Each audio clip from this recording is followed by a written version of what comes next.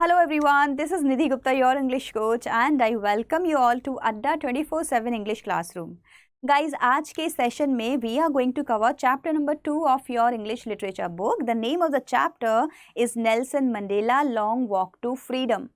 Right? Now the name itself has two words in it. One is Nelson Mandela. तो ये है Nelson Mandela. More about him we are going to understand in video. Now Long Walk to Freedom is the name of his autobiography. ठीक है, तो इन्हीं की autobiography का नाम है लॉन्ग वॉक टू फ्रीडम और इसी का एक्सट्रैक्ट एक छोटा सा पार्ट आपके बुक में एज अ चैप्टर दिया हुआ है जो आज हम लोग पढ़ने वाले हैं. नाउ फ्यू स्टूडेंट्स में find it a bit difficult. कुछ लोगों को लग सकता है कि चैप्टर थोड़ा डिफिकल्ट है, समझ नहीं आ रहा या आपको फैमिलियर फील नहीं हो रहा. Reason is simple.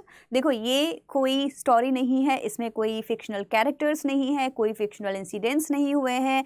This is a real incident. Okay, एक रियल प्रोज है ये. इन्होंने अपनी ऑटोबायोग्राफी में लिखा है उसको जो इनके साथ हुआ. राइट, तो वो हम लोग पढ़ने वाले हैं. तो आपके क्लास 10th की एसएसटी की बुक में एक चैप्टर है नेशनलिज्म. वहाँ आपको थोड़ा बहुत आइडिया हो सकता है इस चैप्टर के बारे में मिलेगा. राइट, या अगर आपने पढ़ा है तो ऑलरेडी आप समझ चुके होंगे.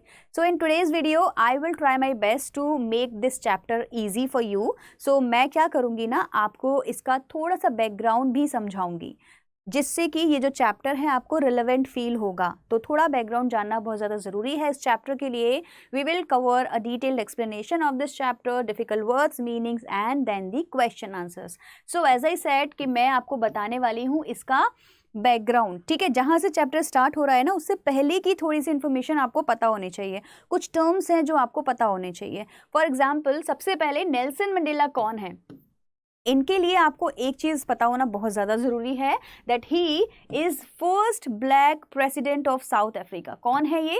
फर्स्ट ब्लैक प्रेसिडेंट है. कहाँ के? साउथ अफ्रीका के. नाउ आपने नोटिस किया, फर्स्ट ब्लैक प्रेसिडेंट मतलब इनसे पहले कोई भी black person, dark skin person president नहीं बना था साउथ अफ्रीका का. तो ये पहले हैं. What is the reason? Reason is the system that was followed in South Africa, that was apartheid. क्या बोलेंगे इसको? apartheid system था साउथ अफ्रीका में जो फॉलो होता था, उसकी वजह से डिस्क्रिमिनेशन होता था non white and white skin लोगों के बीच में. मतलब जो वाइट स्किन लोग हैं उनकी सुप्रीमेसी थी, वो जो चाहते थे, जिस पे रूल करना चाहते थे करते थे, और जो नॉन वाइट थे, डार्क स्किन लोग थे, उन लोगों की लाइफ एक लिविंग हेल थी. अब आप इसको इस तरह से समझो दैट एक सिटीजन जो होता है किसी कंट्री में, he has some basic rights. उसके कुछ राइट्स होते हैं, right to speech, right to follow a religion. Right, आप अपने मन से रिलीजन फॉलो कर सकते हैं, अपने मन से किसी से शादी कर सकते हैं, बेसिक एजुकेशन एक्वायर कर सकते हैं, जहाँ मन करे जॉब कर सकते हैं, आपके पास में इंटरनेट है, आप उसे यूज़ कर सकते हैं. एक ऐसी कंट्री जहाँ नॉन वाइट पीपल को, डार्क स्किन पीपल को ऐसे काम नहीं करने दिए जाते थे. So it was known as the most inhuman society in the history of the world. World history में सबसे ज़्यादा खराब जो सिचुएशन थी वो अपार्थाइड सिस्टम में नॉन वाइट पीपल की थी. अब आपको समझ आ गई होगी intensity of this first black president. Clear? तो ये वर्ड मैंने आपको क्लियर कर दिया. अपार्थाइड सिस्टम था जहाँ डिस्क्रिमिनेशन होता था on the basis of their race and colour, basically white and non white लोगों के बीच में. क्लियर हो गया? अब इसके अगेंस्ट ही कौन खड़े हुए थे? Nelson Mandela. He was, who was he? Anti apartheid revolutionary. Revolutionary कौन होता है? देखो, रिवोल्यूशनरी कौन होता है? जो सिस्टम चल रहा है, एग्जिस्टिंग सिस्टम में चेंज लाना, बदलाव लाना, उसको चेंज करना, यही एक रिवोल्यूशनरी का काम होता है, रिवोल्यूशन लाना. राइट, तो ये थे एंटी अपार्थाइड. एंटी अपार्थाइड का क्या मतलब हो गया? अपार्थाइड सिस्टम जो ऑलरेडी चल रहा है उसके अगेंस्ट इन्होंने अपनी आवाज़ उठाई. एंड पॉलिटिकल लीडर तो ये थे he who served as the first president, black president of South Africa. Year क्या रहा? 1994 से 1999. क्लियर हो गया? Mandela and his African National Congress spent a life time fighting against apartheid movement. Mandela had to spend 30 years in prison. मतलब इस काम के लिए इनको 30 ईयर्स तक प्रिजन में रहना पड़ा था. बिकॉज जब ऑलरेडी एक स्ट्रॉन्ग सिस्टम अप्लाई होता है किसी कंट्री में, उसके खिलाफ आवाज़ उठाने के लिए, देखो हिम्मत चाहिए, करेज चाहिए, and you may have to face adverse situations, मतलब जेल में रहना, आप समझ रहे हैं कितनी बड़ी बात हो गई। It just like you know you can compare it with the freedom that Indian people got, right. बिल्कुल वैसे ही जिस तरह से हमारे लीडर्स ने फाइट किया, सेम इनके यहाँ पे भी ऐसे ही हुआ था। तो वही इस ऑटोबायोग्राफी में नेल्सन मंडेला ने लिखा है। Finally democratic elections were held in South Africa in 1994। देखो ये वाले 1994 में पहली बार डेमोक्रेटिक इलेक्शंस हुए थे साउथ अफ्रीका में, जिसको किसने जीता था? नेल्सन मंडेला ने। That's why he became the president and Mandela became the first black president of new nation. Now long walk to freedom मैंने आपको ऑलरेडी बता दिया है, it's an autobiography credited to South African president Nelson Mandela. Clear हो गया? तो ये छोटा सा आइडिया बैकग्राउंड हमको अभी पता चल गया है। अब देखो ये जो चैप्टर है ना, ये स्टार्ट होता है एक इनॉग्रेशन सेरेमनी से। तो इस चैप्टर में आपको क्या क्या पढ़ने को मिलेगा? आपको मिलेगा एक इनॉग्रेशन सेरेमनी का डिस्क्रिप्शन, मतलब भाई कैसे कैसे सारी तैयारियां हुई हैं, कहाँ कहाँ से लोग आए हैं, कौन कौन ओथ ले रहा है, शपथ ले रहा है। सो बेसिकली वहाँ पे एक ओथ सेरेमनी होती है जिसमें जो प्रेसिडेंट है, डेप्यूटी प्रेसिडेंट है, वो जाके अपनी अपनी शपथ लेते हैं, राइट। जब आपको कोई पोस्ट दी जाती है तो आपको वहाँ पे प्लेज करनी होती है। फिर कंट्री के बाकी के जो लोग हैं उनको भी ट्रिब्यूट दिया गया है। फिर जो फ्रीडम फाइटर्स रहे हैं पास्ट में, जिन्होंने यहाँ तक पहुँचने में नेल्सन मंडेला की हेल्प की, उनको भी नेल्सन मंडेला ने यहाँ पे ट्रिब्यूट दिया है, अदर फ्रीडम फाइटर्स को, राइट। तो ये सारा इस चैप्टर में आपको पढ़ने को मिलेगा। Now there is a question for you all. Already आपको समझ आ गया है कि अपार्थाइड का मीनिंग क्या होता है। A formal policy of segregation and political, social, economic discrimination against the non white majority in the republic of South Africa. ठीक है, डिस्क्रिमिनेशन किसके अगेंस्ट है? नॉन वाइट पीपल के अगेंस्ट है। क्लियर हो गया? Now based on this, now tell me the answer of this question. Which of the three countries named below had such a political system until very recently? Very recently मतलब 1994 में ख़त्म हुआ है, right. तो recent ही हो गया। अभी बताओ कौन सी कंट्री है तीनों में से जहाँ पे एक ऐसा सिस्टम फॉलो हुआ है, अपार्थाइड सिस्टम फॉलो हुआ है? नाम सिंपल है, South Africa. We already know, अभी हम इतना बैकग्राउंड समझ चुके हैं। Good to go. Now we are going to start with the chapter. मैंने आपको क्या बताया भाई, ये है एक इनॉग्रेशन सेरेमनी का दिन, जहाँ पे क्या होने वाला है? इनॉग्रेशन होने वाली है। ईयर मुझे अभी कमेंट सेक्शन में बताओ जल्दी से कौन सा है, क्योंकि डे क्या है? 10th मई। ठीक है, डे क्या है हमारे पास में? 10th मई हमारा डे बन गया। ठीक, 10th मई हमारा डे बन गया। ईयर क्या होगा? ऑब्वियसली जिस दिन ये प्रेसिडेंट बने हैं वही इनका ईयर है, वो ऑलरेडी मैं आपको पढ़ा चुकी हूँ, 1994। क्लियर? स्टार्ट करें चैप्टर में। Dawn bright and clear, 10th मई की मॉर्निंग। डॉन मतलब मॉर्निंग का टाइम है, मॉर्निंग कैसी है? ब्राइट एंड क्लियर है। For the past few days, I had been pleasantly besieged by dignitaries and world leaders who were coming to pay their respect before the inauguration. कौन बोल रहा है? Narrator कौन है? अब यहाँ नरेटर है नेल्सन मंडेला, इन्हीं की ऑटोबायोग्राफी है ना, तो ये ही बोल रहे हैं। ये क्या बोल रहे हैं कि पास्ट फ्यू डेज से, कुछ दिनों से, I had bin pleasantly besieged by, मतलब कि क्या हो रहा है? मैं सराउंडेड हूँ closely by whom? By some dignitaries and world leaders, मतलब कि वर्ल्ड में जितनी भी कंट्रीज हैं वहाँ के फेमस लीडर्स, डिग्निटरीज, बड़े बड़े लोग आ रहे हैं मेरे पास और मुझे क्या कर रहे हैं? कंग्रेचुलेट कर रहे हैं। who were coming to pay their respect before the inauguration, मतलब they are coming to wish me and congratulate me before the inauguration day. inauguration day कौन सा? 10th मई का जो दिन है, इस दिन से पहले से ही मुझे बहुत सारे लोग वर्ल्ड के आ रहे हैं लीडर्स और कंग्रेचुलेशंस दे रहे हैं, right. The inauguration would be the largest gathering ever of international leaders on South African soil. South Africa की सॉइल पर, सॉइल मतलब धरती पर, वहाँ की लैंड पर, it is going to be first time that such a large gathering, इतने सारे लोग एक बार में इकट्ठा हुए हैं, वो भी इंटरनेशनल लीडर्स। सारे कहाँ से आए हैं? अपने अपने कंट्रीज से आए हैं, because this is such a big moment for everyone. क्या करा है इन्होंने? इनकी कंट्री में फाइनली डेमोक्रेसी आ रही है, जहाँ पे every person would have those rights that they were deprived of, मतलब वो राइट्स उनको पहले नहीं दिए गए थे, अब हर पर्सन के राइट्स, बेसिक ड्यूटीज़ उनको मिलेंगे। तो this is such a big moment for everyone. तो इसको सेलिब्रेट करने के लिए हर कोई एंटायर वर्ल्ड से आया हुआ है। Now why is this such a big time, big moment, ऐसे डिस्क्राइब क्यों किया गया है इसको by Nelson Mandela? Because this was not easy. It has come after 30 years, 30 साल जेल में रहने के बाद में Nelson Mandela has reached to this place, right? That's why it's a very big moment for him. और वही उन्होंने यहाँ पे डिस्क्राइब करने की कोशिश की है। क्लियर हो गया? आगे बढ़ते हैं। The ceremonies took place in the lovely sandstone amphitheater formed by the Union Building in Pretoria. Pretoria क्या हो गया? It's one of the capitals of south Africa. ठीक है, तो ये तो जगह शहर का नाम हो गया। Now the ceremonies took place in a lovely sandstone की बिल्डिंग है जहां पे लिखा गया था, उसको बोलते हैं एम्फी थिएटर। तो एम्फी थिएटर क्या होता है? एक ऐसा सीटिंग एरिया जहां ऊपर रूफ नहीं होता, ठीक है, खुले में एक सेरेमनीज रखे जाते हैं, वहां पे उसको बोलेंगे एम्फी थिएटर। सो एम्फी थिएटर में form by the union building in Pretoria में ये जो सेरेमनी है ये हुई थी for decades. 1 decade is 10 years। तो decades का मतलब क्या हो गया? काफी सालों तक this had been the seat of white supremacy. मतलब यहाँ पे कौन थे अब तक? वाइट पीपल थे, ब्रिटिश राज था, white people were the leaders and were here on this seat. But now it has been changed. अब कौन होंगे यहाँ पे?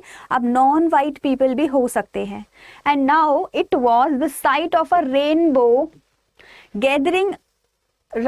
gathering of different color and nations for the installation of South Africa's first democratic non-racial government। Wonderful line। अब क्या है यहाँ पे? The site is like a rainbow। Rainbow की तरह साइट लग रही है, देखने में एक रेनबो लग रहा है। क्यों? क्योंकि जो लोग यहाँ बैठे हुए हैं वो सभी अलग अलग नेशन के हैं, ठीक है, और अलग अलग कलर्स के उनके फ्लैग्स हैं। सो बेसिकली अभी एक रेनबो वाला जो फीलिंग है वो आ रहा है इस साइट को देख के, for the installation of south Africa's first democratic non racial government. तो अब जो प्रेजेंट गवर्नमेंट है हम उसको क्या बोलेंगे? हम उसको बोलेंगे first democratic and non racial government. मतलब अब जो गवर्नमेंट बनी है उसमें कोई वाइट और नॉन वाइट वाला डिस्क्रिमिनेशन नहीं है, ठीक है, तो इसको हम लोग क्या बोलेंगे? Non racial. और of course it's a democratic party. तो फाइनली एक पार्टी वहां पे क्या है? बनने वाली है। On that lovely autumn day I was accompanied by daughter Zenani. तो इस दिन जो प्रेसिडेंट हैं वो किसके साथ में थे? अपनी डॉटर जिनानी के साथ में। क्लियर है? तो यहां तक सबको समझ आ गया। Let's move on the podium mister de Klerk. ये है mister de Klerk, was first sworn in as second deputy president. तो डी क्लर्क जो है ये सबसे पहले स्वॉर्न किए, मतलब इन्होंने ओथ ली, और ये कौन बने? हमारे साउथ अफ्रीका के सेकेंड डेप्यूटी प्रेसिडेंट बने। Then Thabo Mbeki was sworn as the first deputy president। तो ऐसा होता है ना, जब आप किसी सेरेमनी में जाते हैं धीरे धीरे सब लोग अपने अपने ओथ लेने के लिए आते हैं, प्लेज लेने के लिए आते हैं, ठीक है, शपथ लेनी होती है उनको। तो पहले आए आपके सेकंड डेप्यूटी, फिर आई फर्स्ट डेप्यूटी, और अब बारी है किसकी? प्रेसिडेंट की। So when it was my turn, my कौन हो गया? Of course Nelson Mandela. When it was my turn, I pledged to obey and uphold the constitution। मैंने शपथ ली कि मैं हमेशा फॉलो करूंगा किसको? अपने कंट्री के कॉन्स्टिट्यूशन को। and to devote myself to the well-being of the republic and its people। I'm always going to think something good about my people। I'm going to work in their benefit। Right? To the assembled guest. Assembled का क्या मतलब होता है? इकट्ठे कहीं पे हो गए तो अब असेंबल्ड हो गए, राइट? सो असेंबल्ड गेस्ट को एंड द वॉचिंग वर्ल्ड। अब जैसे भी ये टेलीकास्ट हो रहा था वर्ल्ड वाइड, तो जो भी देख रहा है, जो भी यहाँ आया है, उन सबको आई सेड, और यहाँ से स्टार्ट हो जाएगी नेल्सन मंडेला की स्पीच, ठीक है? तो अब जो स्पीच इन्होंने दी थी वो हम एक एक करके पढ़ने वाले हैं, ठीक है? ये स्पीच इन्होंने दी है वो अभी हम लोग यहाँ पे कवर करेंगे। यहाँ से वो स्पीच स्टार्ट होती है। वर्ड्स जितने भी टफ है वो मैंने यहाँ लिख दिए हैं, आप एक बार समझ लो उनके मीनिंग्स, और हम इस जो स्पीच है इनकी इसको एक्सप्लेन करेंगे। Today all of us do by our presence here confer glory and hope to new born liberty. देखो ये एक स्पीच की तरह है, ये पूरी उन्होंने स्पीच दी है, ठीक है? तो उसको उसी तरह से पढ़ेंगे।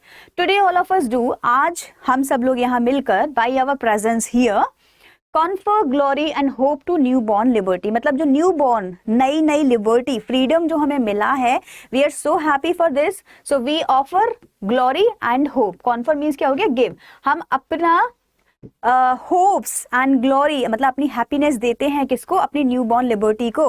मतलब ये जो फ्रीडम हमें मिला है, we are happy for this, right. Out of the experience of an extraordinary human disaster, किसकी बात हो रही है, एक्स्ट्रा ऑर्डिनरी ह्यूमन डिजास्टर। वो टाइम, अपार्थाइड का टाइम, जिस टाइम पे एक डिस्क्रिमिनेशन होता था non white and white people के बीच में, right. Non white people were living a hell life, a life of hell. So ये जो एक्स्ट्रा ऑर्डिनरी ह्यूमन डिजास्टर हम लोगों के साथ में हुआ है, हमने जो एक्सपीरियंस किया है, दैट लास्टेड टू लॉन्ग, बहुत टाइम तक ऐसा होता रहा है। must be born a society of which all humanity will be proud. But now we are making a new society, a society which everyone will be proud of. कुछ अच्छा हम लोग करने वाले हैं, ठीक। So out of the experience of an extraordinary human disaster that lasted too long, मतलब इतना एक्सपीरियंस करने के बाद अब जो सोसाइटी हम बना रहे हैं वो कैसी होने वाली है, वो बेस्ट होने वाली है, वो एक प्राउड मोमेंट होने वाला है पूरी ह्यूमैनिटी के लिए। क्लियर हो गया, कोई डाउट तो नहीं है।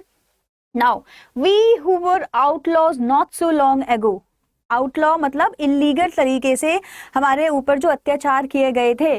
सो we who were outlaws not so long ago, ज्यादा टाइम पुरानी बात नहीं है, हम लोगों पे क्या हुआ, इलीगली हम लोगों को ट्रीट किया गया। We were not being given our rights, हमें हमारे राइट्स नहीं दिए जा रहे थे। Have today been given the rare privilege, मतलब कल तक तो हमें राइट्स भी नहीं दे रहे थे, and today you are giving us this rare privilege. Rare means बहुत कम लोगों को ऐसा प्रिविलेज, मौका मिलता है, that you are hosting other nations of the world on your own soil. मतलब हमारे सॉइल पे, साउथ अफ्रीका के सॉइल पे आज बाहर से लोग आए हैं, राइट।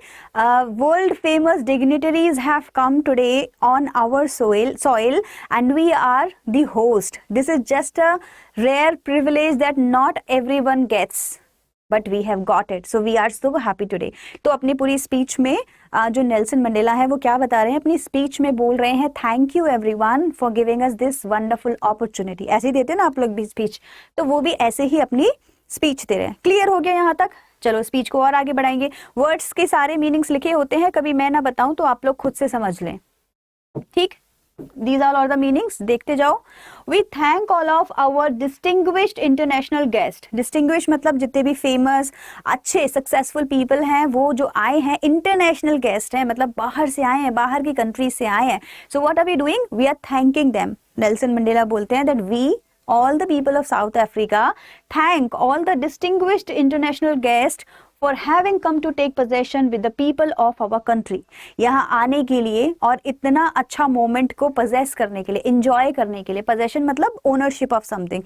This happiness जितनी हमारी है उतनी ही आपकी भी है। ये जो victory हमें मिली है, freedom जो हमें मिला है, हमारा भी है और आपका भी है, right? It's our victory. सबकी एक साथ में victory है। So having come to take possession with the people of our country of what is, after all, a common victory for justice, for peace, for human dignity. So it's not only the people of South Africa who have got this freedom, it's everyone. Humanity की जीत है, एक तरह से वो ये बोलना चाह रहे हैं, right? So thank you so much for coming here and being a part of this ceremony. We have at last achieved our political emancipation. Emancipation मतलब freedom. जिस भी problem में हम थे वहाँ से हम freedom मिल चुका है अभी, and we are so happy at last we have got this political emancipation. We pledge ourselves to liberal all our people. मतलब हम अभी pledge लेते हैं, फिर से शपथ लेते हैं कि जितने भी हमारे लोग हैं उनको सब free feel करेंगे, सबको freedom मिलेगा। कहाँ से? From the continuing bondage of poverty, मतलब कंटिन्यूइंग बॉन्डेज मतलब लंबे समय से आप किस में, मतलब क्या प्रॉब्लम्स आपको हो रहे थे, पॉवर्टी की प्रॉब्लम हो रही थी, डेप्रिवेशन हो रहा था, बेसिकली मतलब किसी चीज़ का कम होना है, ना अच्छी एजुकेशन ले सकते हैं, ना अपने रिलीजन को फॉलो कर सकते हैं, ना अपनी मर्जी से शादी कर सकते हैं, ना आप you don't have a freedom to speech. So all those deprivations that you have faced by now you are free of them. अभी आप फ्री हो गए हो। All the sufferings that you have felt, all the gender and other discriminations, so now all our people are free of all these things. इन सारी problem से सब free हैं, हमें फ्रीडम एक्चुअल में मिल गया है। ठीक है, ये कौन बताता है अपनी स्पीच में? Nelson Mandela. उसके बाद में क्या बोलते हैं, लास्ट लाइन से उनकी स्पीच की, never never and never again shall it be that this beautiful land will again experience the oppression of one by another. ठीक है, ऑपरेशन मतलब इनजस्टिस, मतलब जितना भी ऑपरेशन साउथ अफ्रीका के लोगों ने फील किया है, अपना अब तक फेस किया है, वो सारा प्रॉब्लम्स, इनजस्टिस जो उनके साथ में हुआ है, अब नहीं होगा। This is the last moment on this land, इस लैंड पे ऐसा फिर दोबारा नहीं होगा। This is my promise. कौन बोलता है? Nelson Mandela. The sun shall never set on the glorious a human achievement. तो देखो, सनसेट होने का एक सिंपल सा मीनिंग क्या होता है? सनसेट मतलब कहीं पे कुछ गलत फिर से होना, सेट मतलब अस्त हो जाना, चीजों का खत्म हो जाना, बेकार हो जाना। तो बोल रहे हैं कि sun will always shine here, sun will never set here on so glorious a human achievement, मतलब ह्यूमन विक्ट्री, ह्यूमन फ्रीडम जो सबको मिला है, this is so interesting and so amazing that now this will stay forever. कभी ऐसा नहीं होगा that सन यहाँ पे सेट हो गया। क्लियर है? यहाँ तक समझ आ गया? लेट फ्रीडम रेन, मतलब किसकी जीत होनी चाहिए? फ्रीडम की। हर जगह बस फ्रीडम होना चाहिए। Every human being, every citizen should get freedom from everything, politically, economically, socially, religiously, सब कुछ फ्री, मतलब एक लिबर्टी होनी चाहिए हर इंसान के लिए। इसीलिए तो हमें जो राइट्स दिए गए हैं, वहाँ पे हमको कुछ फ्रीडम राइट्स दिए जाते हैं कि भाई अपने मन से as a human being, as a citizen of a country आप कर सकते हो। सोचो अगर वो राइट्स आपसे ले लिए जाएं तो आपका जीना मुश्किल हो जाएगा। सो this is what he was in favour of. God bless Africa.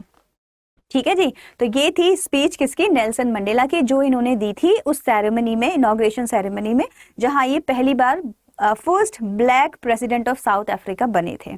Clear हो गया? चलो, इसके बाद में ये आगे और बताते हैं, पूरा डिस्क्रिप्शन देते हैं, उन लोगों को याद करते हैं जो ऑलरेडी अपनी लाइफ सेक्रीफाइस कर चुके हैं इस फ्रीडम फाइट में, और वो अपना भी बताते हैं कि मैं एक लीडर बना कैसे, मतलब इतना फाइट मैंने कैसे की फ्रीडम के लिए, मुझे कहाँ से एंथुजियाज्म आया, इतना जोश मुझ में कहाँ से आया कि मैं भी एक फ्रीडम फाइटर बन गया।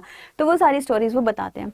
अ few moments later we all lifted our eyes in awe as a spectacular array of South African jets, helicopters and troop carriers rode in perfect formation over the Union buildings। क्या हो रहा है देखो, आपने notice किया है कभी भी अगर ऐसे सेरेमनीज होते हैं तो जो जेट्स होते हैं, हेलीकॉप्टर्स होते हैं, प्लेन्स होते हैं, वो जो स्काई है मतलब आसमान में बड़े अच्छे ही फॉर्मेशन में जाते हैं, कुछ तरह से कभी फ्लैग बना देते हैं या न्यू शेप्स बनाते हैं, राइट। तो ये क्या होता है, ये एक सेलिब्रेशन का तरीका होता है किसी भी पॉलिटिकल सेरेमनी कुछ भी होती है उसमें। ऐसे ही यहाँ भी हो रहा है। क्या हो रहा है, सब लोगों ने देखा आसमान की तरफ, they lifted their eyes in awe means wonder, मतलब सरप्राइज में सब लोगों ने ऊपर देखा तो उन्हें क्या दिखाई दिया? As a spectacular array of South African jets. Array मतलब बहुत सारे लाइन में बहुत सारे जेट्स, हेलीकॉप्टर्स, ट्रूप्स क्या कर रहे थे?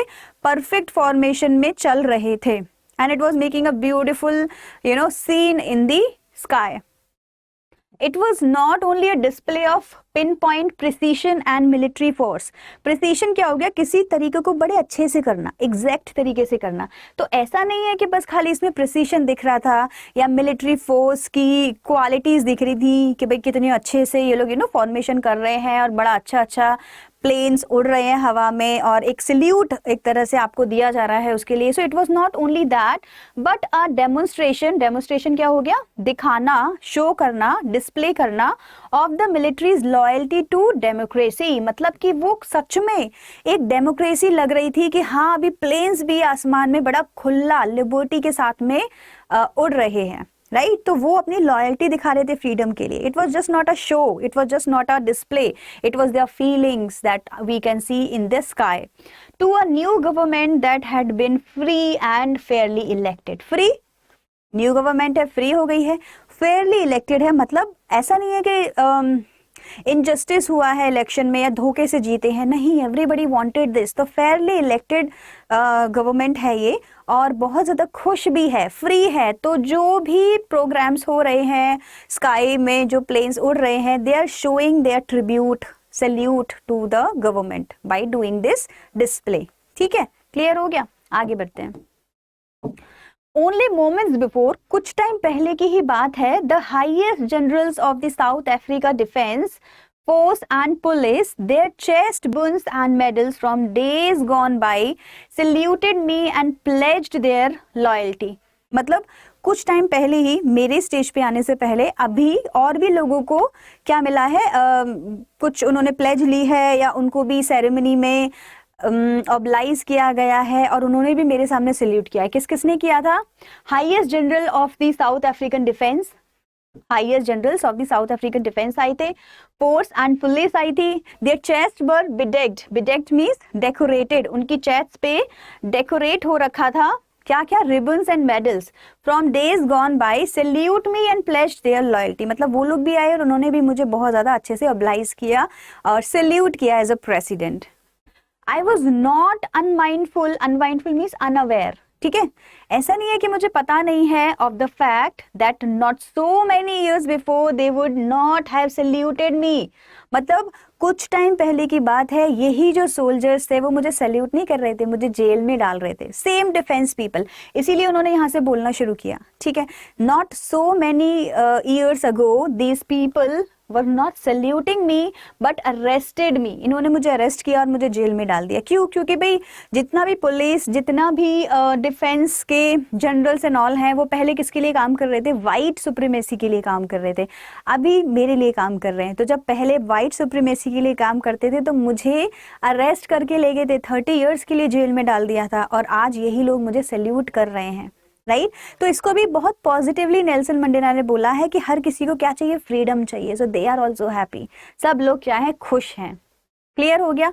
Finally a chevron of Impala jets left a smoke trail. Smoke trails बनती है ना ऐसे करके, देखो शेवरन क्या हो गया? वी शेप में ऐसे करके आना शुरू होते हैं, बहुत सारे जेट्स आते हैं, शेप बनाते हैं और चले जाते हैं, राइट. तो एक स्मोक ट्रेल बन जाती है, स्मोक की लास्ट में ट्रेल बन जाती है स्काई में, of the black, red, green, blue and gold of the new south African flag. तो जो न्यू साउथ अफ्रीका का जो फ्लैग था उसमें ये सारे कलर थे, ब्लैक था, रेड था, ग्रीन था, ब्लू था एंड गोल्ड, गोल्डन कलर था.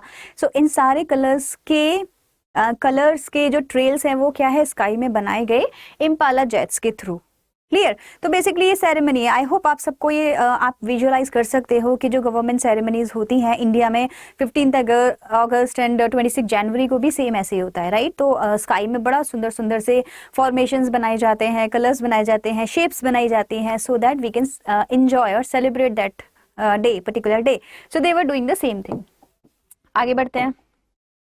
The day was symbolized for me by the playing of our 2 national anthems. तो मतलब उस दिन एक काम और हुआ, हमने 2 नेशनल एंथम्स को बोला, गाया. तो अभी क्या है? 2 नेशनल एंथम्स हो गए, एक वाइट लोगों के लिए हो गया और एक ब्लैक लोगों के लिए हो गया. अभी दोनों गाए जा रहे हैं बिकॉज अभी चेंज हुआ है गवर्नमेंट में, राइट. तो दोनों को ही रिस्पेक्ट दी जा रही है. Anthem is for everyone, music is for everyone, तो आपको रिस्पेक्ट देनी चाहिए. And the vision of white singing, तो क्या हो रहा था? वाइट्स क्या गा रहे थे? वो गा रहे थे एनकोसी सिकलेल, ठीक है. एनकोसी सिकलेल का गाना, मतलब जो भी उनका नेशनल एंथम है वो गा रहे थे अफ्रीका का. एंड ब्लैक सिंगिंग डाइस्टेम, ठीक है. तो दोनों का अलग अलग जो है नेशनल एंथम है वो गाया जा रहा था. The old anthem of the republic, ये वाला हो गया, okay. Although that day neither group knew the lyrics of the anthem they once despised. मतलब कि क्या हो रहा है? देखो दोनों ही ग्रुप एक दूसरे का गाना गा रहे हैं और एक टाइम की बात है जो दोनों एक दूसरे के गाने को क्या करते थे? डिस्पाइज करते थे. डिस्पाइज मतलब हेट करना. Both of the groups do not know the meaning of what they are singing but they are enjoying singing it, right. And they are not hating the other anthem, दूसरे के anthem को hate नहीं कर रहे हैं. They would soon know the world by heart, और अब उनको बाय हार्ट ये याद हो जाने वाले हैं कुछ टाइम में. क्यों? क्योंकि अब now this is a part of your life. अब आपके लाइफ के दोनों ही जो एंथम है वो पार्ट बन चुके हैं. यहाँ तक क्लियर है? आगे बढ़ते हैं. On the day of the inauguration, inauguration के दिन, फिर से देखो डिस्क्रिप्शन चल रहा है पूरा जो चैप्टर है उसमें ना, जो उन्होंने ऑटोबायोग्राफी में लिखा है पूरा डिस्क्रिप्शन लिखा है, वही हम पढ़ रहे हैं. On the day of the inauguration I was overwhelmed with a sense of history. मतलब ओवरवेल्म होता है कोई भी फीलिंग आपके अंदर आ रही है, आप कंट्रोल नहीं कर पा रहे हैं उसको बोलते हैं ओवरवेल्म होना, ठीक. So on the day of inauguration I was overwhelmed with a sense of history. मुझे पुरानी बातें याद आ रही थी और मैं कंट्रोल नहीं कर पा रहा था खुद को। क्या क्या याद आ रहा था? अपना टाइम, राइट, अपने टाइम पे उन्होंने कैसे फील किया। So in the first decade of the 20th century, 20th century के फर्स्ट डिकेड में, स्टार्टिंग की बात है 1910 1920 आसपास की बात है। A few years after the bitter Anglo Boer war and before my own birth, मतलब इनके बर्थ से पहले की बात है, तो अब आप ईयर एग्जैक्ट सोच सकते हो। The white skin people of South Africa patched up their differences and erected a system of racial domination against the dark-skinned people of their own land. देखो peoples नहीं होना चाहिए, ये people ही होना चाहिए, तो आप इसको अवॉइड करो, इसको people ही हम इसको बोलेंगे, ठीक है। तो क्या बोल रहे हैं ये बोल रहे हैं not before my birth, मेरे birth से कुछ समय पहले की ही बात है। The white-skinned people of South Africa patched up, मतलब सारे जो white स्किन पीपल थे वो सब ने तो पैचअप कर लिया। पैचअप से मतलब बोला भाई हम सब मिलके साथ में रहेंगे, and they started making schemes against non white people. White people एक साथ हो गए और नॉन वाइट पीपल को उन्होंने क्या किया? डिस्क्रिमिनेट कर दिया, मतलब अपने से अलग कर दिया। So they patched up their differences and erected का मतलब क्या होता है? कंस्ट्रक्टेड। उन्होंने एक नया ही सिस्टम कंस्ट्रक्ट कर दिया of racial domination. Racial domination में एक रेस डोमिनेट करेगी। कौन सी रेस करेगी? White race. White skin people जो थे वो डोमिनेट करेंगे, डोमिनेट मतलब रूल करेंगे, और जो दूसरा वाला रेस है, जो कलर है वाइट, नॉन वाइट का या डार्क स्किन का, वो लोग कौन बन जाएंगे? गुलाम बन जाएंगे against the dark skin people of their own land. मतलब जो डार्क स्किन थे उनका ही लैंड था, of their own land, and they were the one who were discriminated, who were treated as a slave, ठीक है। तो ये बेसिकली आपको बताया इन्होंने है कि कुछ टाइम पहले की ही बात है मेरे बर्थ से, that the white skin people started ruling over non white skin people. They planned and accordingly they behaved. The structure they created formed the basis of one of the harshest, most inhuman societies the world has ever known। मतलब इन्होंने जो structure बनाया, मतलब जो basically जो apartheid का जो system था, जो भी कल्चर था, उसको क्या बोला जाता है? इनह्यूमेन, मतलब most inhumane and harshest societies in the world बोला जाता है, क्योंकि जो अपार्थाइड में जो नॉन वाइट पीपल थे उनके साथ में बहुत गलत तरीके से बिहेव किया जाता था, एक्सप्लॉइट होते थे वो लोग, ठीक है। तो वो बहुत गलत सोसाइटी थी। Now in the last decade of the 20th century, पहले इन्होंने बोला था starting decade of the 20th century, अब ये बोल रहे हैं last decade of the 20th century. तो कितना हो गया? 1980 1990 के आसपास की बात है। ऑब्वियसली इन्होंने जो शपथ ली है, जो प्लेज ली है, जो प्रेसिडेंट बने हैं, वो 1994 में बने हैं, तो तब की बात है, ठीक है। So 20th century and my own 8th decade as a man. अब इनका भी कौन सा डिकेड आ गया? 8th, मतलब ये 80 के ऑलरेडी हैं, ठीक। As a man that system had been overturn forever and replaced by one that recognised the rights and freedoms of all people. मतलब हमने सिस्टम को चेंज कर दिया। पहले किसका था? पहले ऐसा वाला सिस्टम था जो मोस्ट इनह्यूमन था, और अब हमने क्या किया? अपार्थाइड को बिल्कुल हटा दिया, और अब जो सिस्टम आया है वो कैसा है? It is for everyone, for everyone's rights and for everyone's freedom of all people regardless of the colour of their skin. और अब हम ऐसा नहीं करेंगे कि जो पहले व्हाइट सुप्रीमेसी थी तो अब ब्लैक सुप्रीमेसी होगी। भाई अगर प्रेसिडेंट ब्लैक है तो क्या होना चाहिए? अब हमारी सुप्रीमेसी होगी, हमारा रूल चलेगा। No, he said this government is going to be a free government and it should be non racial. यहाँ पे रिगार्डलेस ऑफ देयर कलर, मतलब regardless of their colours and their skin, कोई मतलब नहीं है कि आप व्हाइट हैं या ब्लैक हैं, आपकी कंट्री है, आपको सारे राइट्स, सारे ड्यूटीज जो एक सिटीजन को मिलने चाहिए वो आपको मिलेंगे, ठीक है। तो ये इनका एक सपना था जो इन्होंने पूरा किया। That day had come about through the unimaginable sacrifices of thousands of my people। अब ये याद करना शुरू करते हैं उन फ्रीडम फाइटर्स को जिन्होंने अपनी लाइफ को सेक्रीफाइस किया, ठीक है। तो वो बोलते कि ये जो दिन आज का आया है ये ऐसे ही नहीं आया है, it has come by unimaginable sacrifices of thousands of my people. Thousands of people जो मेरी कंट्री के हैं उन्होंने सेक्रीफाइस की है अपनी लाइफ इसके लिए। People who sufferings and courage can never be counted और रीपेड। रीपे करना, वापस करना किसी को। अब किसी ने अपनी लाइफ सेक्रीफाइस कर दी, अपनी फैमिली सेक्रीफाइस कर दी, कैन यू रीपे देम? क्या आप उनकी लाइफ वापस ला सकते हैं? क्या आप उनका टाइम वापस ला सकते हैं? नहीं कर सकते। तो बोल रहे हैं कि भाई वो गए, now we are free. I wish वो लोग भी होते और देखते कि आज हम फ्री हैं। We can never forget them. उनको कभी हम भूल नहीं सकते। I felt that day as I have on so many others day that I was simply the sum of all those African patriots who had gone before me. मतलब मैं क्या हूँ? रिजल्ट हूँ। जितने लोगों ने सेक्रीफाइस किया अपनी लाइफ को, हमने उसको खाली तो नहीं जाने दिया। Now I am the result. मतलब this free day is the result of all their sacrifices before me. मेरे से पहले जितने भी थे सबका रिजल्ट है। That long and noble line ended and now begin again with me. मतलब कि क्या हुआ? तब उन लोगों ने ये सब किया था और आज मैंने इसको खत्म किया है। That long and noble line ended and now begin again with me. और आज हम नए एरा की शुरुआत कर रहे हैं। I was pained that I was not able to thank them. मतलब आई विश कि मैं उन लोगों को भी थैंक यू बोलता। आज स्पीच में मैंने सबको थैंक यू बोल दिया है, लेकिन काश मैं उन पुराने लोगों को जो सेक्रीफाइस एक्चुअल में किए थे, काश उनको भी थैंक यू बोल पाता। And that they were not able to see what their sacrifices had wrought.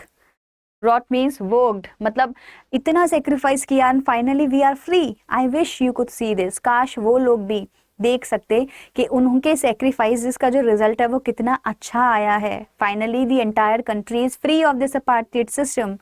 I wish they could see this. Clear हो गया? यहाँ तक इन्होंने अपनी बात को बोला।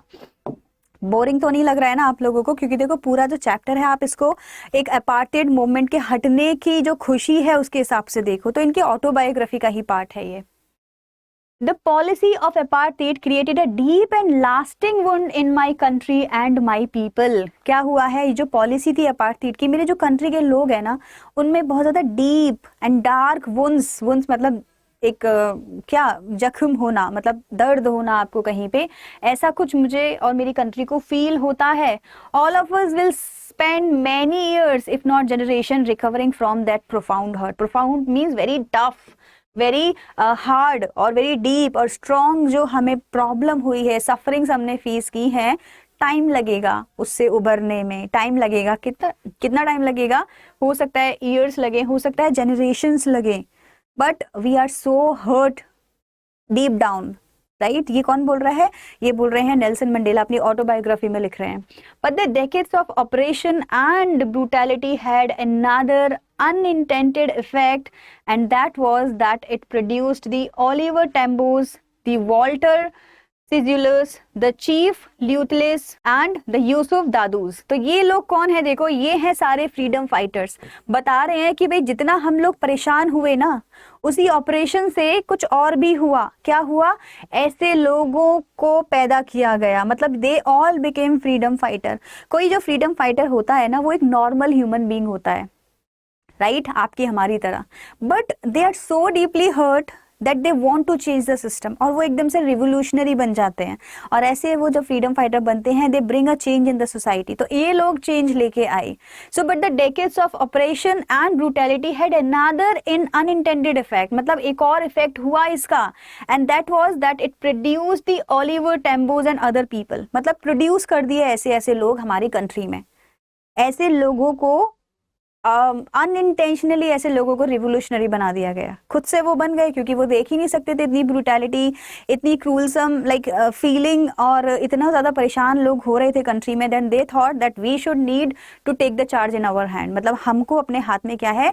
कमांड लेनी है अपनी कंट्री की और कुछ अच्छा करना है।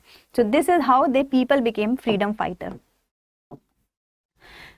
अच्छा, और भी थे इसमें, ब्रैम फिशर्स थे और रॉबर्ट थे। ये हैं आपके सोबोक्विज ऑफ आवर टाइम। तो इनके नाम आपको याद करने की जरूरत नहीं है, बस आपको पता होना चाहिए कि फ्रीडम फाइटर्स बहुत सारे थे जो नेल्सन मंडेला के साथ थे। Maybe they are not with us today, but they have sacrificed their life. They have done like very hard work to bring freedom to their country. तो man of such extraordinary करेज, मतलब बहुत ज्यादा करेज था इन लोगों के अंदर। Obviously you know, jail में रहना just because you want freedom for your country, you are going to jail, you are facing all those trouble and adverse situations in your life, but जो freedom fighters होते हैं वो यही करते हैं। उनको अपनी फैमिली, अपनी पर्सनल लाइफ से कोई मतलब नहीं होता, they just want to live their entire life for their country and for its well being. So they were courageous, of course, they had wisdom and they have generosity that their like may never be known again. उनके जैसे फिर से नहीं मिलेंगे. They were so generous. Generous means kind. So they were so kind that उनके जैसा फिर से मिलना बड़ा मुश्किल है. They are so good. They were so good. Perhaps it requires such depth of operation to create such height of characters. तो अगर इतने अच्छे कैरेक्टर्स हमारे पास में हैं तो ये बने कैसे? मतलब आपको इतना ज़्यादा ऑप्रेस किया जाता है, इतना ज़्यादा परेशान कर दिया जाता है that you finally become a very strong personality. बोलते हैं ना कि किसी को इतना ज़्यादा परेशान कर देते हैं कि भाई वो बाद में एक स्ट्रॉन्ग पर्सनैलिटी बन जाता है. तो ऐसे ही इतनी ही ज़्यादा ऑप्रेस होके ये सारे के सारे जो फ्रीडम फाइटर्स हैं ये इतने स्ट्रॉन्ग बन गए. My country is rich in the minerals and James. मेरी कंट्री में जेम्स भी हैं, मिनरल्स भी हैं that lie beneath it's soil. इसकी सॉइल के नीचे मिलेंगे. But I have always known that it's greatest wealth is it's people. लेकिन मुझे पता है कि मेरी कंट्री में जो बेस्ट लोग हैं वही हमारी वेल्थ हैं. जो हमारे जो लोग हैं, जो फ्रीडम फाइटर्स हैं, जितने भी ब्रेव पीपल हैं, they are our actual wealth. वही हमारी सच्ची वेल्थ हैं. Finer and truer than the purest diamonds. और उनको कंपेयर किया है डायमंड से कि जो एक प्योर डायमंड होता है ना, उससे भी ज़्यादा अच्छे, उससे भी ज़्यादा क्लियर, उससे भी ज़्यादा फाइन, उससे भी ज़्यादा महंगे, उससे भी ज़्यादा shiny people we have in our country. तो जो जेम्स एंड मिनरल्स हैं सॉइल में, that's good, but our people are our real wealth. ठीक है, ये यहाँ पे इन्होंने बताया है. उसके बाद में क्या बोलते हैं? It is from these comrades in the struggle that I learned the meaning of courage. इसी comrades से, comrades mean the colleagues जो दिखाए थे ना अभी 5 people, उन्हीं की वजह से मैं कौन हूँ आज इतना courageous person बना हूँ. and the meaning of courage I know now because of these people only. अगर ये starting में इतनी ज़्यादा bravery ना दिखाते तो क्या मैं इतना strong हो पाता? Now they are not with us, but they have started it. उन्होंने ही क्या है शुरू किया था. Time and again, bar bar I have seen men and women risk and give their lives for an idea. मैंने देखा है मेरी कंट्री में they are ready to sacrifice their lives for these ideas. मतलब कुछ अच्छा करने के लिए वो sacrifice करने को तैयार हैं. I have seen men stand up to attacks and torture without breaking. मैंने देखा है मेरी कंट्री के लोगों को जब जब उनको टॉर्चर किया गया, जब जब उन पे अटैक किया गया, I have noticed that they did not give up. उन्होंने गिव अप नहीं किया. They stood strong, strong रहे without breaking. Emotionally break नहीं हुए बिल्कुल भी. Showing a strength and resilience that defies the imagination. मेरी कंट्री के जिस जिस पर्सन ने इमेजिन किया कि उनको फ्री होना है, अगर उनको मना किया गया इमेजिन करने से, डिफाइज मतलब अगर आपको रिफ्यूज किया गया that you can't be free, they have shown resilience. उन्होंने रेजिलियंस दिखाया है. They bounced back. So basically उन्होंने बोला कि नहीं नहीं आप गलत हो, we are going to be free one day. ये आपका क्या होना चाहिए? एक आपका पर्सनैलिटी ऐसा होना चाहिए that you make other person realise that you are right and you will get what you want. हमको फ्रीडम चाहिए था और इन फ्रीडम फाइटर्स की वजह से हमको फ्रीडम मिला one day. I learned that courage was not the absence of fear, but the triumph over it. So मैंने क्या सीखा? I learned that courage कब आता है? जब आप अपने अंदर कुछ भी fear का साइन ही ना दिखाओ. राइट आपको डरना नहीं है और उसके ऊपर ओवरकम करना है, उसको ओवर पावर करना है डर को. तब समझेंगे कि आपने क्या किया. आप एक ब्रेव पर्सन है, आप एक करेजियस पर्सन है. The brave man is not the one who does not feel afraid. Brave वो नहीं है जो afraid feel नहीं करता, डरता नहीं है, but he who conquers the fear.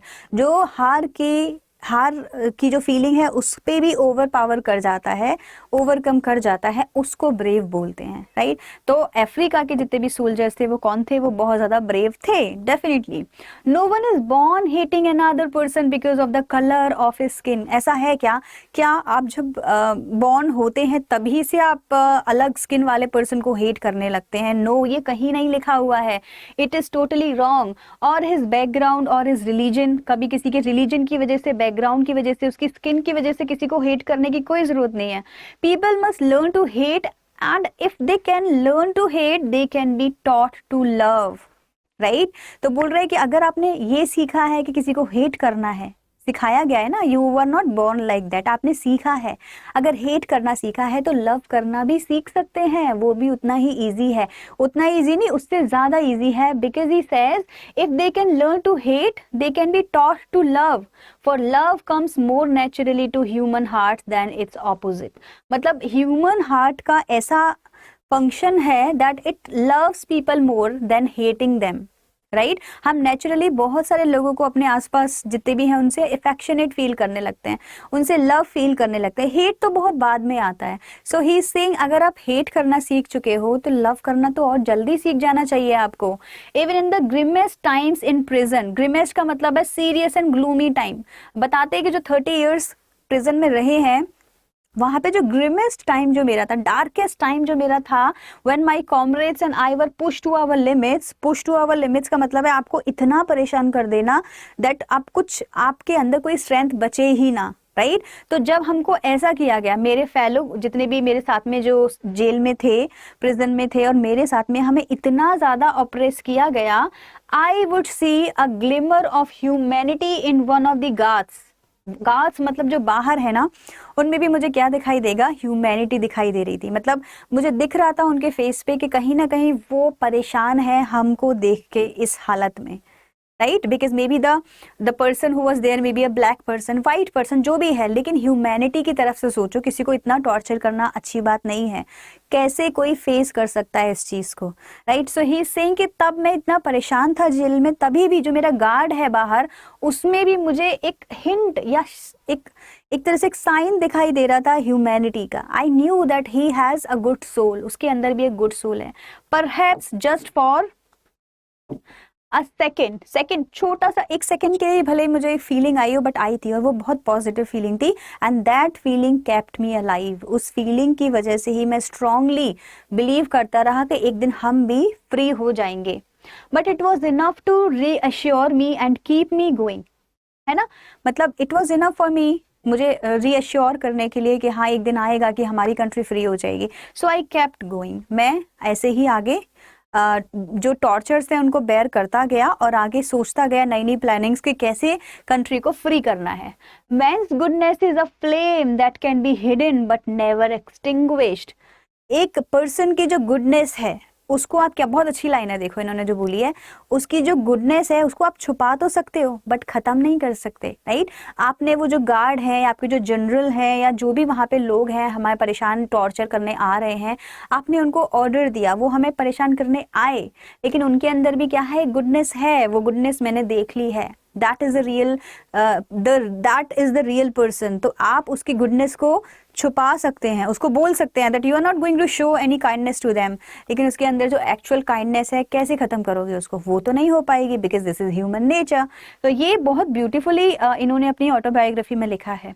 फिर और ज्यादा टीचिंग दे रहे हैं, बोलते हैं in life every man has twin obligation. हमारी दो ड्यूटीज होती हैं, ऑब्लिगेशन मतलब ड्यूटी, हमारी दो ड्यूटीज होती हैं। क्या होती है, एक होती है ऑब्लिगेशन टू फैमिली, एक हमारी ऑब्लिगेशन होती है हमारी फैमिली के लिए, जो भी हमारी फैमिली है, हमारी ड्यूटी है उनके लिए अपनी लाइफ को सेक्रीफाइस करना, राइट। सेक्रीफाइस इन द मतलब मरना, ऐसा नहीं कि मर जाना है, मतलब कि अपनी उनकी जो भी विशेस हैं वो पूरी करना। So this is my duty for my family, to my parents and to my wife and to my children. तो ये एक ऑब्लिगेशन होता है, एक ड्यूटी होती है हर पर्सन की उसकी फैमिली के लिए। And he has an obligation to his people, to his community and country. तो दो ड्यूटीज हर इंसान की होती हैं, एक होती है फैमिली की तरफ और दूसरी होती है कंट्री की तरफ। आपको दोनों निभानी चाहिए, राइट। एज अ कंट्री आपको अपने कंट्री के रूल्स फॉलो करने हैं, एज अ ह्यूमन बीइंग आपको अपनी फैमिली को खुश रखना है। In a civil and humane society, मतलब जो हमारी सोसाइटी है, each man is able to fulfil those obligations according to his own inclination and abilities. मतलब हर पर्सन इन दोनों ड्यूटीज को साइमल्टेनियसली फॉलो कर सकता है, साइमल्टेनियसली एक साथ, ठीक है। तो वो क्या कर सकता है, according to his own inclination, अपनी चॉइस के अकॉर्डिंग, इंटरेस्ट के अकॉर्डिंग, वो जैसे भी करना चाहे दोनों ड्यूटीज फॉलो कर सकता है। बट लेकिन क्या ये उस टाइम पे जो अपार्थाइड सिस्टम था उस टाइम पे हाँ, नेचुरली ऐसा होना कि नहीं। In a country like South Africa it was almost impossible. जब अपार्थाइड सिस्टम चल रहा था, नहीं कर सकते थे आप, अपनी कंट्री और अपनी फैमिली को खुश नहीं रख सकते।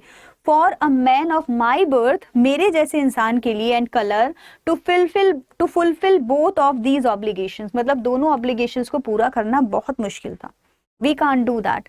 इन साउथ अफ्रीका, अब ये बताते हैं कि एग्जैक्टली होता क्या था। A man of colour who attempted to live as a human being was punished and isolated. मतलब अगर कोई हमारे कलर का पर्सन, मतलब अगर नॉन वाइट है, who attempted to live as a human being, अगर हम एक ह्यूमन बीइंग की तरह जीना चाहते हैं, जैसे जैसे एक नॉर्मल ह्यूमन बीइंग रहता है। अब आपको ये लाइन बड़ी अजीब लग रही होगी कि आपको ह्यूमन बीइंग की तरह रहना है तो क्या चाहिए? हमें बहुत कुछ चाहिए अपनी लाइफ में। हमें फ्रीडम चाहिए, सबसे बड़ी चीज़। हम जो एजुकेशन लेना चाहते हैं हमें वो चाहिए। हमें हाथ में इंटरनेट चाहिए, मोबाइल चाहिए, जो न्यूज़ सुननी है, जो सॉन्ग सुनने हैं, जो वर्शिप करनी है, वो सब चाहिए। बट ऐसा उन लोगों को नहीं मिलता था। जो चीज़ें, जो फ्रीडम हमारे लिए नॉर्मल सी चीज़ है, आज भी काफ़ी कंट्रीज़ में वो नहीं होता। बहुत सारी कंट्रीज़ में इंटरनेट बैन हो जाता है। जो एप्लीकेशंस, सोशल मीडिया वेबसाइट्स जो हम यूज़ करते हैं, काफ़ी कंट्रीज़ में वो बैन है, वो यूज़ भी नहीं कर सकते। तो ये वो they are not living a normal human being की लाइफ, राइट। तो ये लाइन समझने में थोड़ी आपको डिफरेंट लग सकती है, बिकॉज आप फेस नहीं कर रहे हैं ऐसी प्रॉब्लम्स, बट अगर आप करोगे तो आपको रियलाइज होगा कि कितनी बड़ी लाइन है। A man of our colour who attempted to live as a human being was punished, उसको पनिश किया जाएगा, और आइसोलेटेड मतलब अकेला कर दिया जाएगा। हो सकता है आपको देश निकाला दे दिया जाए, या आपको बोल दिया जाए कि भाई ये पर्सन इस प्रिजन में रहेगा और उससे कोई नहीं मिलेगा। ऐसी हरकतें भी होती हैं। In South Africa, man who tried to fulfill his duty to his people was inevitably ripped from his family and his home and was forced to live a life apart. कितना कितना खराब होता था इन लोगों के साथ में कि साउथ अफ्रीका में एक जो ह्यूमन बीइंग है, who try to fulfil his duty, अगर वो कुछ भी ट्राई करता है टू हिज पीपल, मतलब किसी ऐसे पर्सन की हेल्प कर दी, किसी के साथ में बैठ के आपने बातें कर ली, तो ये सारे जो एक्ट्स हैं वो गलत माने जाते थे अपार्थाइड के टाइम पे। मतलब बताया ना आपको, एग्जैक्टली आप न्यूज़ में और ज़्यादा पढ़ सकते हैं, न्यूज़पेपर में, विकिपीडिया पे सब कुछ अवेलेबल है। इन लोगों की लाइफ एक लिविंग हेल थी, ये कुछ नहीं कर सकते थे अपने मन से, ठीक। तो अगर ये ऐसा करते थे तो क्या होता था, इनको रिप्ड फ्रॉम हिज फैमिली, अपनी फैमिली से दूर कर दिया जाता था, अपने होम से दूर कर दिया जाता था, और एक ऐसी लाइफ जीने को दी जाती थी जो बिल्कुल अलग होती थी।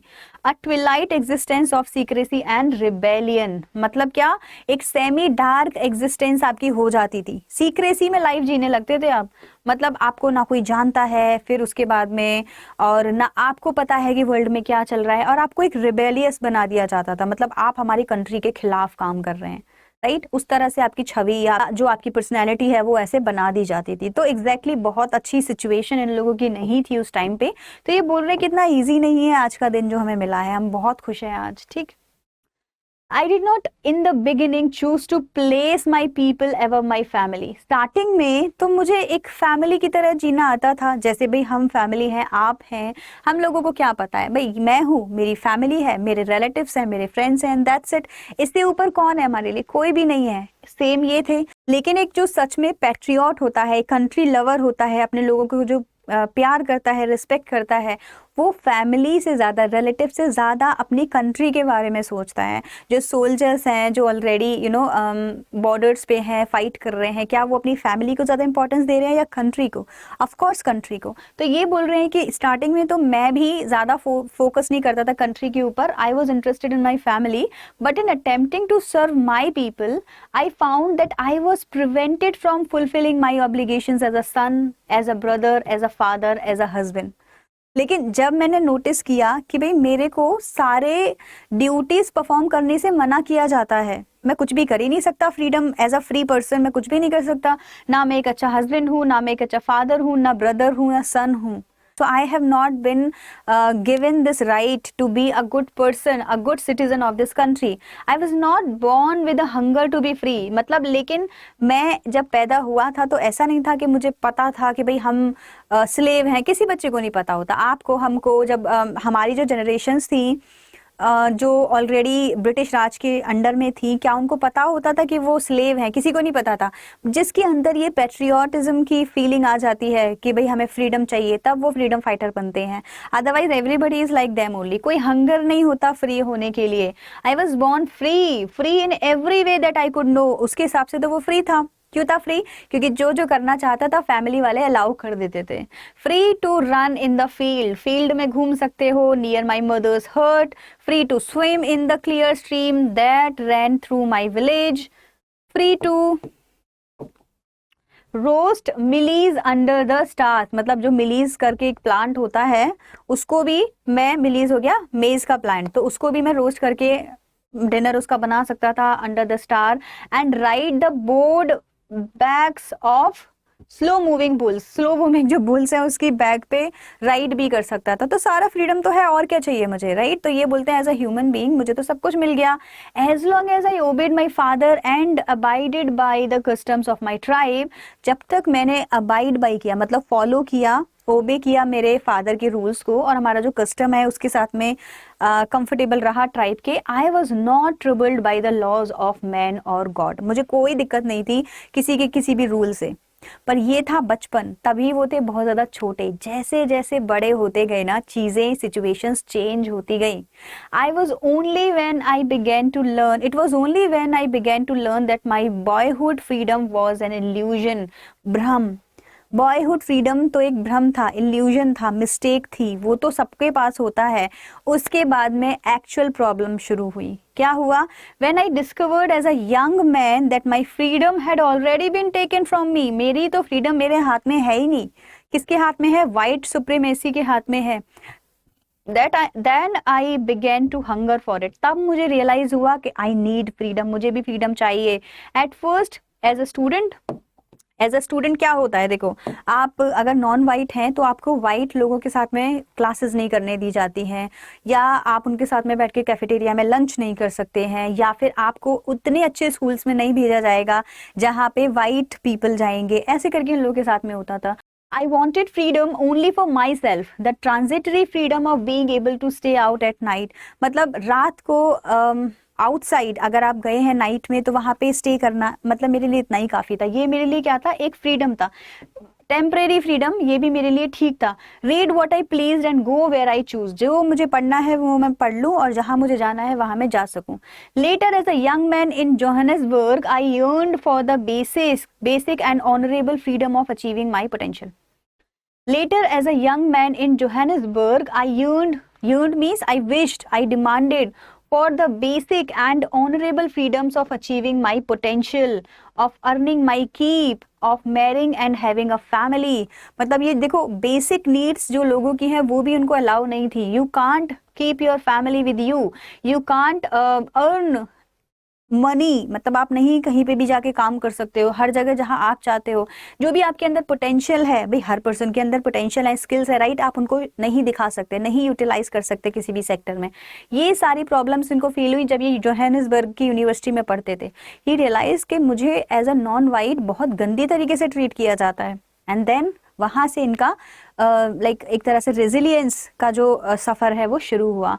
The freedom not to be obstructed in a lawful life, मतलब कि जो लॉफुल लाइफ होती है, हर पर्सन की जो लॉज हैं, रूल्स हैं, राइट्स हैं, उसमें मुझे कोई ऑब्स्ट्रक्शन नहीं चाहिए, कोई भी मेरे रास्ते में ना आए और मैं एक फ्री पर्सन की तरह रह सकूं। ये मेरा क्या था? विश था।